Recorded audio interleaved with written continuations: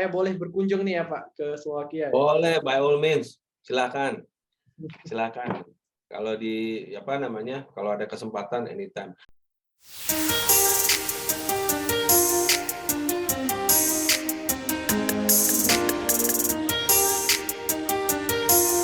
Selamat siang, selamat pagi nih, Dubes RI di Slovakia, His Selamat Excellency. sore di Medan.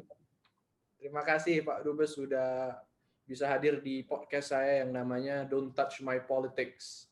Wah, luar biasa. Thank you nih Pak Dubes.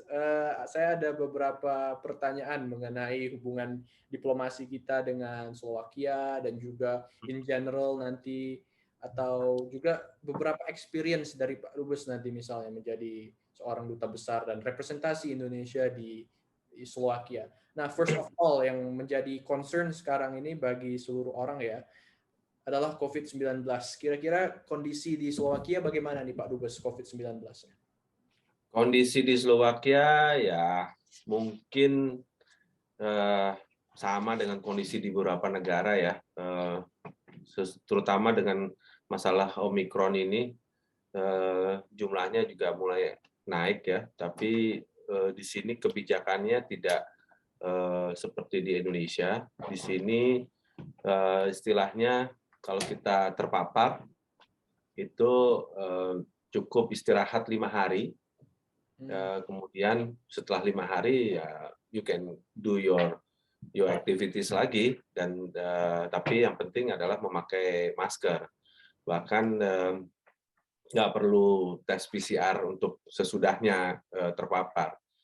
Yang menarik juga adalah minggu lalu seingat saya itu tadinya semua orang itu harus pakai masker baik di luar maupun di dalam gedung, tapi sekarang itu hanya di dalam gedung aja, di luar orang udah boleh nggak apa-apa nggak pakai masker.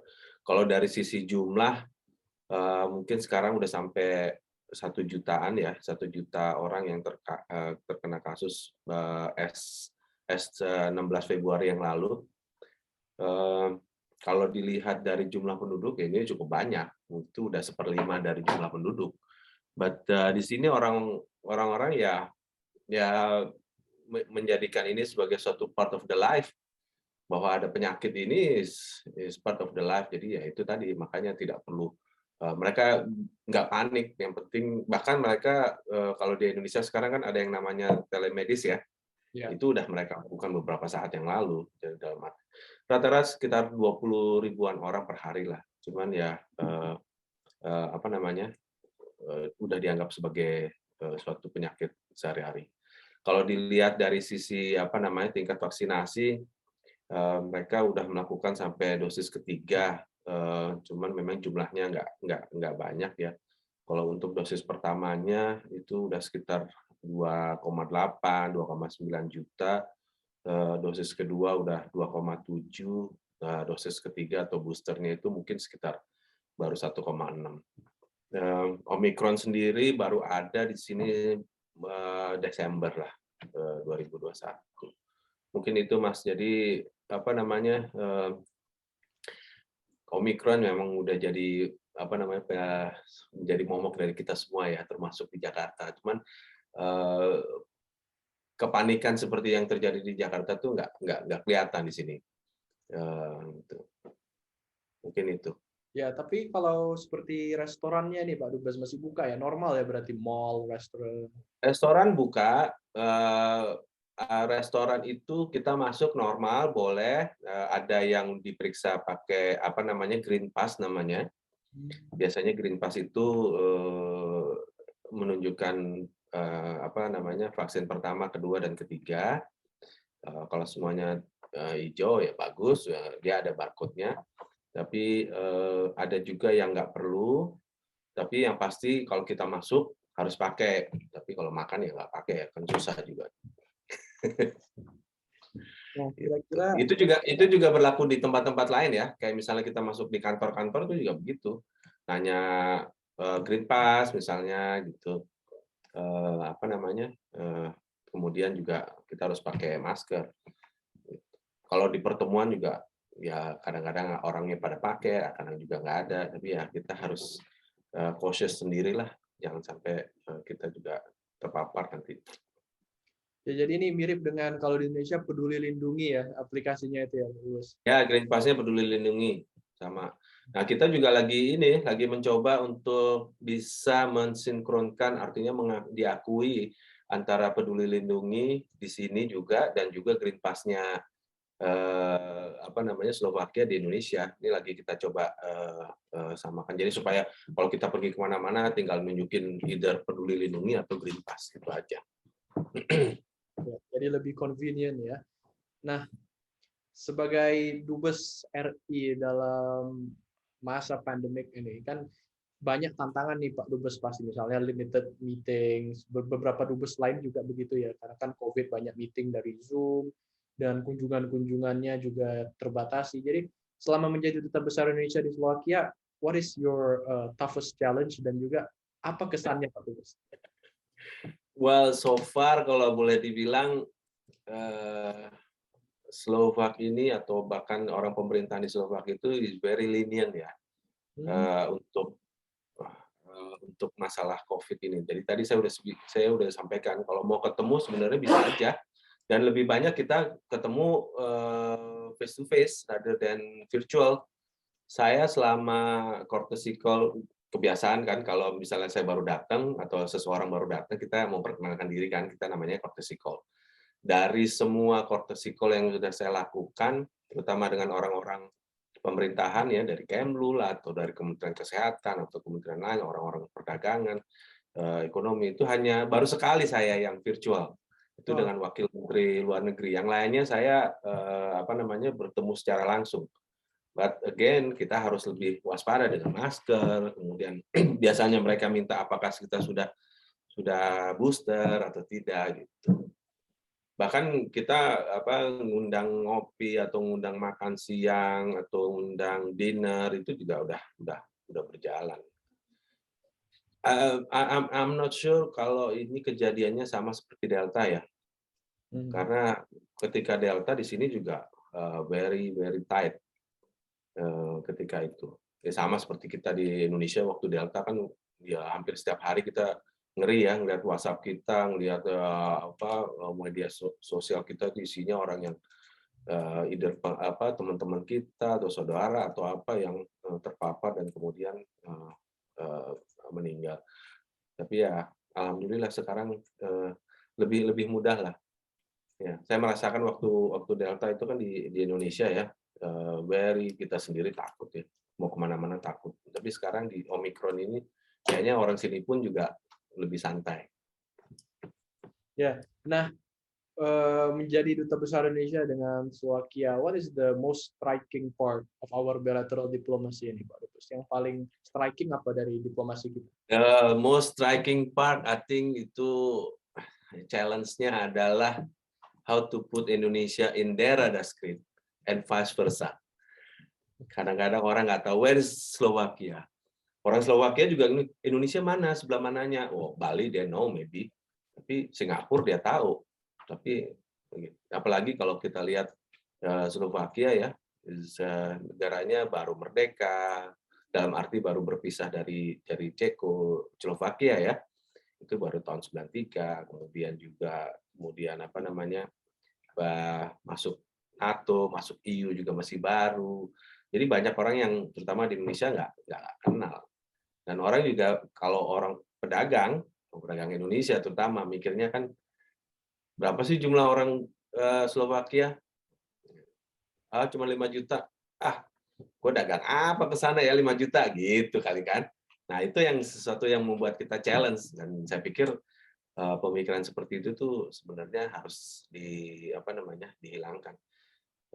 Kalau cuma 5 juta tapi dia menghasilkan sesuatu yang harganya satu biji itu misalnya 14 juta euro misalnya.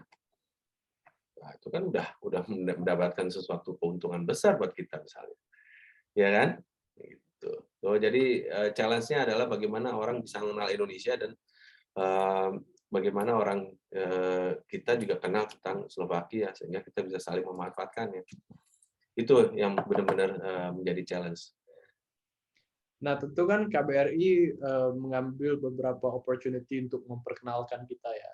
Jadi apa saja kegiatan yang nih Pak Dubes sudah lakukan dan akan rencanakan ke depannya, misalnya seperti Culture Fest, memperkenalkan budaya Indonesia, atau makanan Indonesia, apa saja kira-kira yang telah dilakukan KBRI dan akan dilakukan ke depannya? Banyak ya, yang akan kita lakukan kalau kita bicara tentang cultural festival. Kita sebenarnya setiap tahun udah punya yang namanya Festival Indonesia. Wow. Dan itu animonya banyak sekali, meskipun kemarin 2 tahun sempat terkendala oleh COVID ya, sampai akhirnya kita harus memindahkan venue yang tadinya dari satu tempat pameran besar menjadi di KBRI misalnya. Tapi it's still going on at the time. Jadi itu akan kita lakukan lagi, tapi tahun ini kita akan lakukannya tidak di ibu kota, di suatu daerah namanya Ternava, dan kita sudah dapat green light dari pemerintah setempat untuk melakukan itu. Dan mereka sangat happy untuk melakukan itu, karena itu kan juga membangun ekonomi mereka gitu yang selama ini tidur ya. Dan festival-festival ini juga akan kita lakukan mungkin tidak hanya sekali. Bahkan saya merencanakan untuk membuat artinya KBRI itu membuat suatu pameran besar mengenai pameran ekonomi Indonesia sekitar bulan September atau Oktober. Saya akan mengundang beberapa pengusaha dari Indonesia untuk mengadakan pertemuan atau pameran di sini. Ya, challenge. Orang akan mengatakan, Slovakia apa sih? Kecil. Tapi mereka lupa kadang-kadang. Slovakia is right in the middle of Europe. Member of EU, dan juga is very strategis ya. Bayangkan kalau kita berdagang dengan Slovakia, dia dengan mudahnya dia bisa ke Polandia, ke Jerman, ke Belanda, ke Austria di selatan, Slovenia, dia bisa ke Paris dengan mudahnya. So, kenapa tidak? Gitu. Jadi akan kita lakukan banyak hal yang kita lakukan. Juga kita akan mengundang banyak pengusaha Slovakia ke Indonesia. Kalau kita ke Eropa itu, we never consider small countries ya. Kita bilang small countries karena kan tidak pernah kita lihat di surface of the media tentang apa itu Slovakia, tentang misalnya Serbia atau negara-negara yang mungkin jauh lah popularitasnya lebih populer, Germany, Paris, ya France. Ya. Boleh berkunjung nih ya Pak ke Slovakia? Boleh, by all means, silakan. Kalau kalau ada kesempatan anytime. Di sini juga terkenal dengan itu loh, agriculture, Mas. Even bahkan kita mengembangkan tanaman gandum dengan salah satu universitas di sini, dengan universitas di Andalas di Sumatera Barat. Kita belum tahu kan, saya sendiri, I personally I don't know that wheat bisa dikembangkan di negara yang tropis. But itu bisa. Dan bahkan sekarang udah sampai tahap produksi, dan meskipun jumlahnya belum banyak, tapi sudah mulai dikembangkan dalam tahap produksi. Bahkan ini juga udah menarik perhatian dari Universitas Hasanuddin tuh, di mana? Sulawesi ya, Makassar ya, Sulawesi Selatan. So I think prospeknya kan bagus. Memang Slovakia itu sangat terkenal dengan agriculture dan juga industri berat. Tadi saya bilang industri berat itu alutsista terutama. Jadi ruginya Ceko ketika berpisah dengan Slovakia adalah industri berat, alutsista atau bahkan penambangan segala itu ya semuanya ada di sini, ada di Slovakia. Dan itu bisa kita kembangkan. Geothermal, Mas, di sini very sophisticated.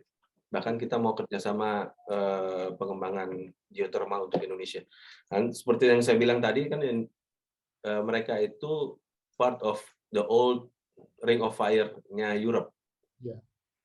Jadi ya pengalaman itu buat mereka bisa kita curi lah quote-unquote untuk Ring of Fire di Indonesia, geothermal kita. Kita udah sama-sama mau meninggalkan fossil fuel kan, Ya. di Indonesia juga kan, gitu Mas.